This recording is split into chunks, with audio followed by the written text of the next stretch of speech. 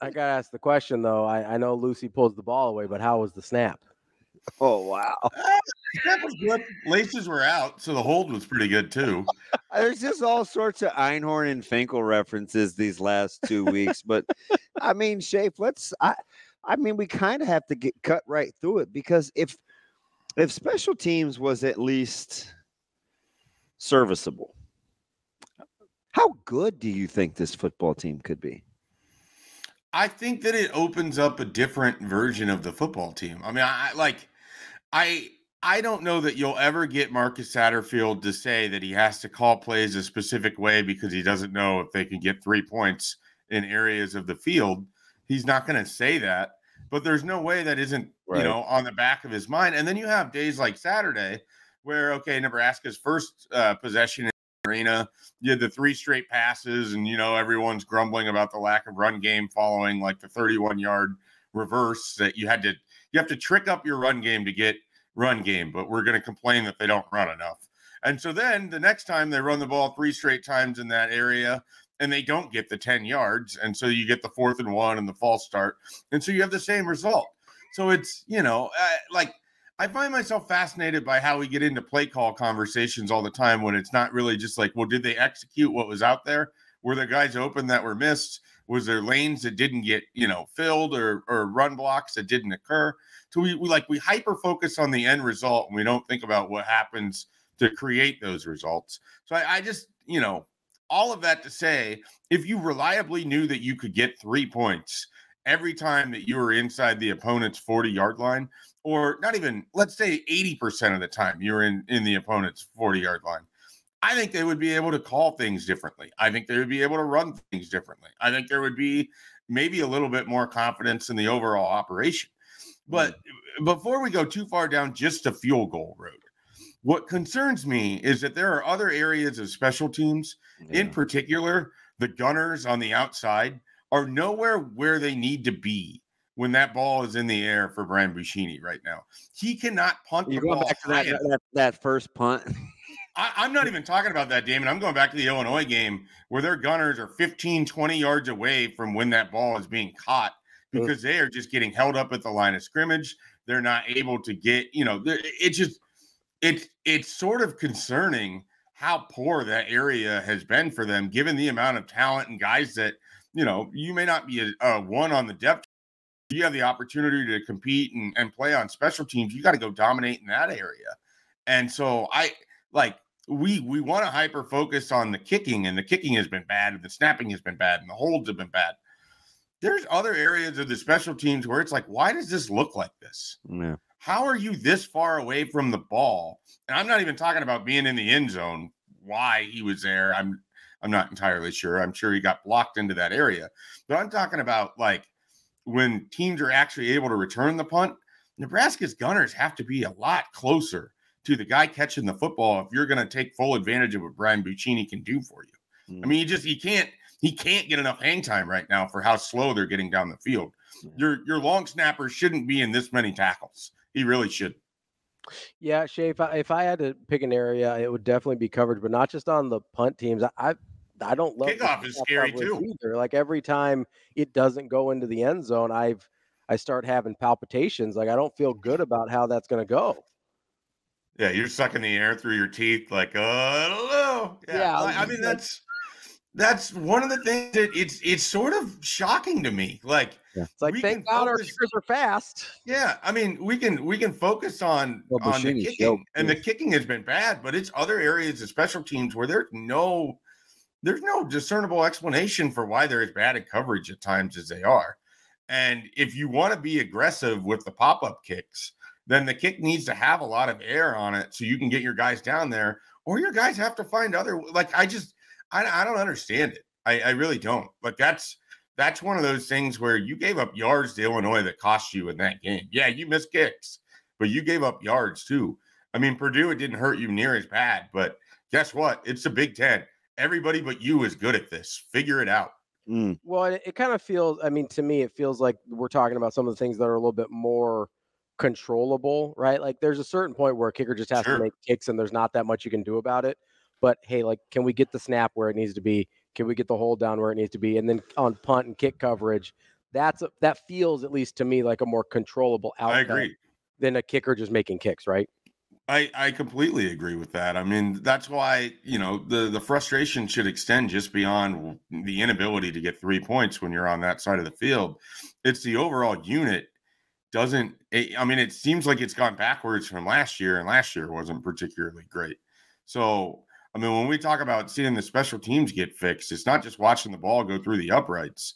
There's a bunch of guys that can take onus on them. What am I doing to help our special teams? Why aren't we better as a unit beyond just, our field goal kicker, that kind of thing?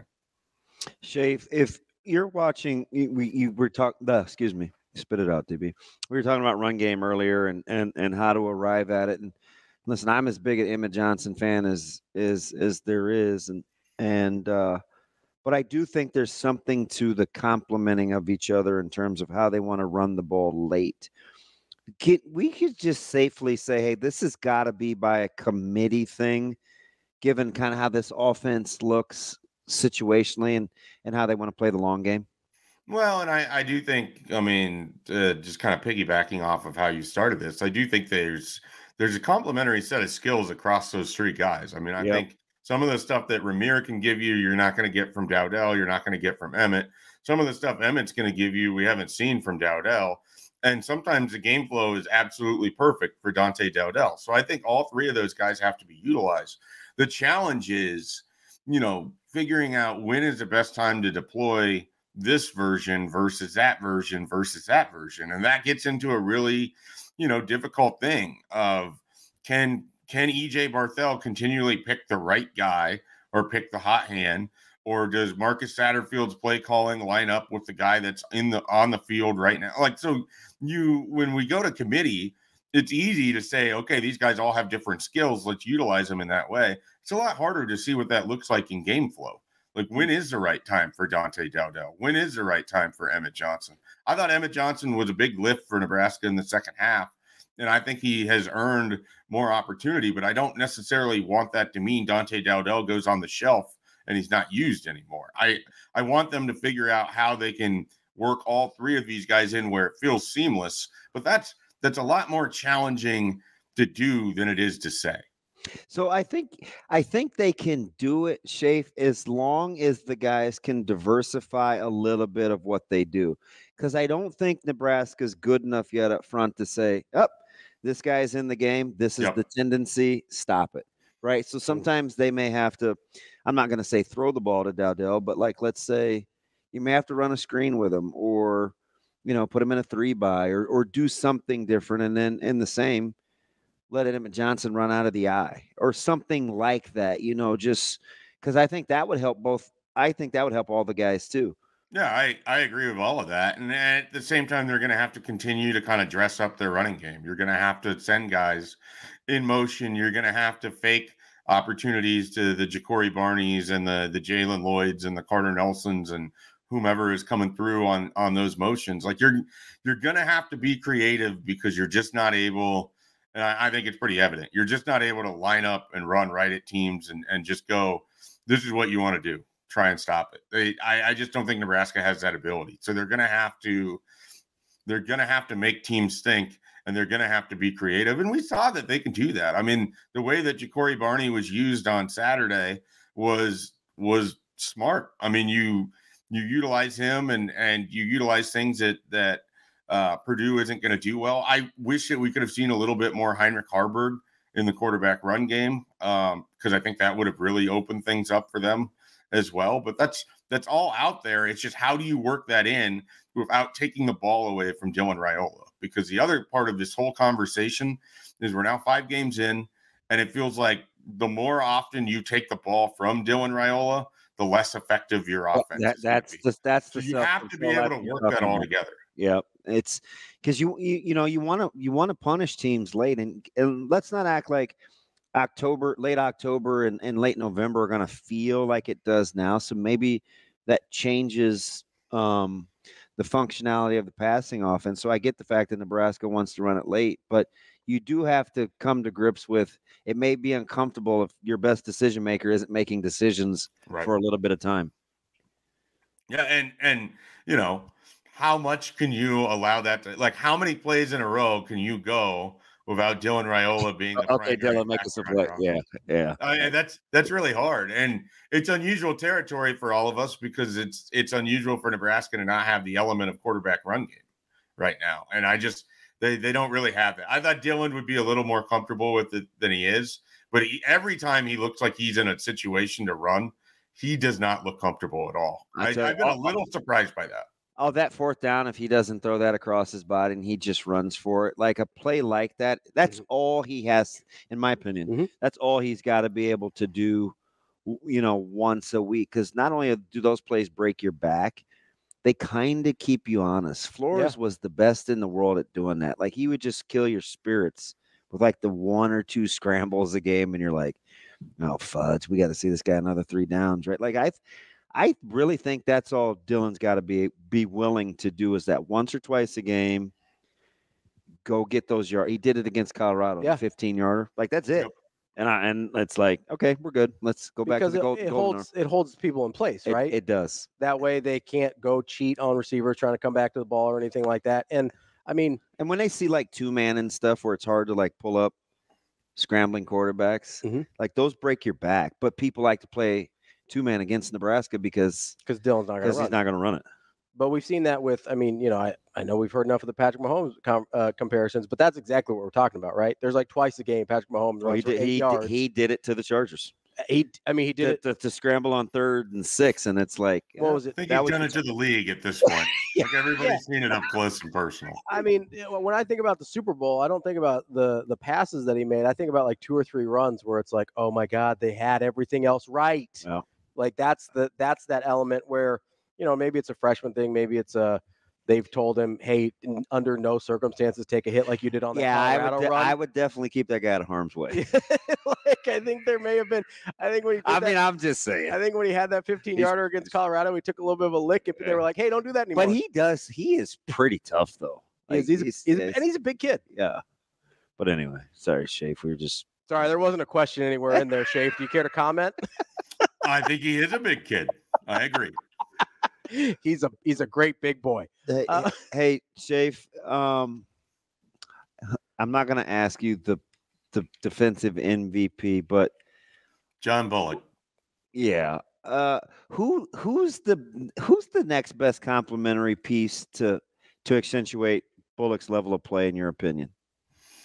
Across the whole defense? Yeah. He's going to have to get a little help from his friends. Who would you prefer that be? Man, I mean, they all sort of work in tandem, so it's always hard to just separate somebody in the one D-line. guy. I mean, so if we're talking about when this defense is at its best and John Bullock is flying around and then he's also getting help from one other key cog, it's hard for me not to go with Jamari Butler, both in terms of like the emotional leadership that he provides, but also he tends to make some flash plays. I was going to throw a random one at you that I just don't know that I don't feel like people have talked about it a lot. Continue to be really excited about what we're seeing from MJ Sherman. Yeah. Continue to like it. I mean, I don't know that he's one of your 3 best defensive players, but find me a game where that guy hasn't made plays for you. You can't. I mean, he's able to get pressure. He's gotten home on some sacks. He's had some big tackles. I don't think Jamar, he's not healthy either. Like, even after he'll make like a good flush play, he hobbles a little bit, like, which is sad. They need the bye week. This team needs to get through Rutgers to the bye. I think they're more banged up and leaking a little more oil than what's probably been let on. Hey, that's okay. I'm 100% with you, but why do you say that? Because I think you're spot on. I don't know, and some of this is just like it's really hard to marry what your eyes saw in a raucous environment of Colorado with what we've seen since. They don't feel as crisp and as fast sometimes to the point of attack on defense. And, like getting GIF healthy. Some of this, they've been on the field quite a bit. I mean, they played a lot of football defensively because they haven't been able to get off the field on 3rd down. They did a better job of that against Purdue. But that combo of Northern Iowa and Illinois, you really see where kind of time of possession and being on the field and having these long sustaining drives, not having guys like Riley Van Poppel as much to be able to lean on because you're trying to redshirt them. Like, I just think that defensive line, like they're playing well. I think they could use a week off to kind of rest the body a little bit. They in particular stand out to me in that regard. Yeah, Judy played. I mean, yeah, they're trying to go there. Judy played, Wallen played. Schaefer, I was gonna bring Vincent up Carroll has played, or Vincent Jackson. I think Yeah. Vincent Jackson. Yeah. For whatever the reason, I see that dude more than anybody on the elevator. I don't know if it's we like roomed by each. I see him almost every trip. They just want to give you the biggest guy and stick him in the elevator. And have you look at him. It's like where are you going? I think DB needs a bodyguard. I think is the issue. So full disclosure, I never know where I'm going in the hotel. That's part of the problem. You don't usually know where you're going when you leave the hotel either. Yeah, whatever. You need a hotel guy. You gotta. Yes. You gotta have that guy who's just at the hotel that can inform you of what direction. Also, you need to go. I'm gonna say this, and I'm gonna leave this right here and move on. At one point, I had to come out. I walked through the lobby because we got this email about staying in one part of the hotel. Oh gosh. So, Schaefer, I took the stairs because it's only 3 floors. Sure. And I practiced finding the main lobby without getting on an elevator and being wrong. Does that?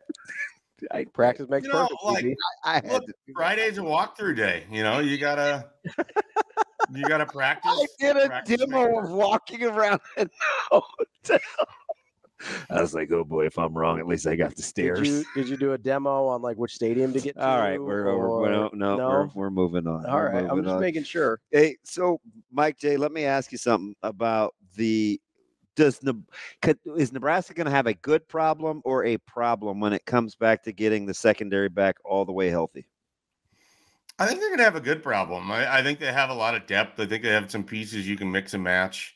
I will say if they're sort of through 5 weeks, kind of where I'm at as maybe, I don't want to say a disappointment, but I feel like the safety play has been more of an issue than I would have guessed coming into this year. And then I just go back to, was Omar Brown so much bigger than we gave him credit for? Did he put these guys in positions and just sort of take on that vocal leadership role? I just, I'm curious what happens when you get Tommy Hill back as full go. If you can put Sayer right across from him, and then you can move Marquise Buford back to safety. What does that do to Malcolm Hartzog? Like I'm just spitballing. I don't know that that's what they're going to do, but I think that's a good problem because I think the more options you kind of have at safety, I think that's sort of a group that's kind of been working through it these last few weeks, and they need to be better. I think for the overall defense to get back to where it was. Schaefer, have we not given enough consideration to? I get, because the secondary got me thinking about the depth that Nebraska's shown this year, because, I mean, we haven't talked about Bly Hill in a long time. A lot of people assumed he was going to be a starter. You're looking at Tommy Hill being out. They're buying time with Mario. They've moved Marquise. Yeah, and so you've got that in the secondary. At the linebackers, obviously, you're missing Javen Wright for a good chunk of the year until last week, and he's obviously not 100% healthy yet. Coach Rule, although Pro Football Focus seemed to think he played pretty well. Coach Rule that's encouraging. Coach Rule brought up the third string left tackle. We're on our second guard at whether he's the backup or the starter. We don't really know. But yeah. What did you make of that, Schaefer? Did you kind of went out of his way to call Mazuka a backup? Rule? Yeah. I mean, I think everything with Micah Mazuka right now is just sort of like it feels like he gave me the impression he's over it, but he's why wouldn't he be over it? The guy hasn't played in the last 3 games. Now you're answering questions about him getting on a plane going somewhere when he's not on your travel roster. At some point he's either going to help you or you're just going to keep talking about someone who's not on the field. And so I think Matt Rule would rather talk about Micah Mazuka when he gives him a reason to talk about Micah Mazuka. Yeah, I kind of just wonder if we haven't necessarily talked about how it's kind of been impressive that Nebraska's been able to show this much. Well, we went all off season without really bringing up his name, and then I would say, "Gosh, can you realize they must have some depth? We haven't even talked about Mazuka." Yeah, and then we're like, "Oh, where's Mazuka now that he's gone?" And it's a little strange.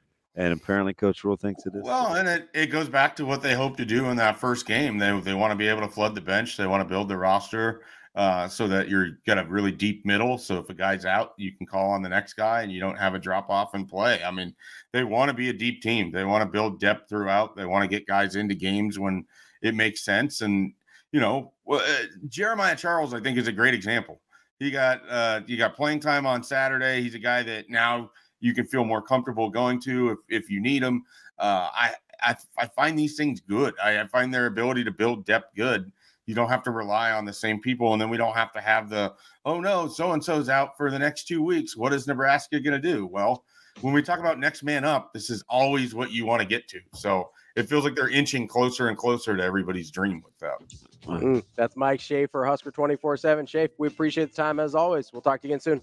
All right, guys, have a good week. Thanks for having me on.